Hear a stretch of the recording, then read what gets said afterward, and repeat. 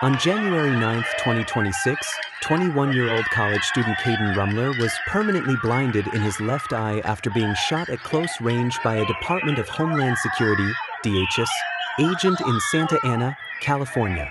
Incident details.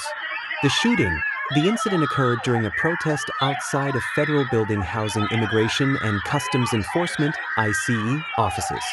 Rummler was struck in the face by a less lethal projectile, identified by experts and witnesses as likely from an FN 303 launcher or a pepper ball. Medical impact. Rummler underwent 6 hours of surgery to remove shards of plastic, glass, and metal from his face. Doctors reported a skull fracture and a metal fragment lodged just 7 millimeters from his carotid artery, which remains in his body because removal was deemed life-threatening. Conflict of accounts. DHS statement. The agency characterized the demonstration as a highly coordinated campaign of violence, alleging that protesters threw rocks, bottles, and fireworks, resulting in injuries to 2 officers. Protester/witness claims.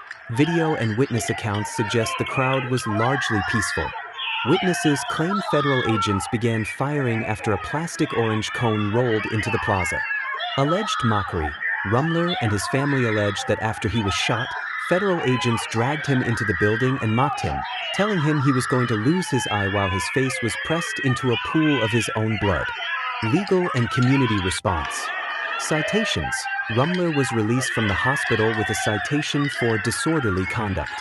2 other protesters were reportedly arrested and charged with assault on a federal officer.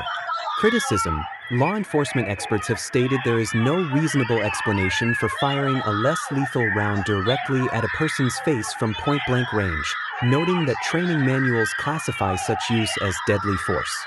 Context. The protest was part of a series of nationwide demonstrations following the recent death of Renee Nicole Good, who was fatally shot by an IC agent in Minneapolis. Mr. Speaker, I rise today to announce I will be impeaching Homeland Security Secretary Kristi Noem. Secretary Noem has violated the Constitution, and she needs to be held accountable for terrorizing our communities.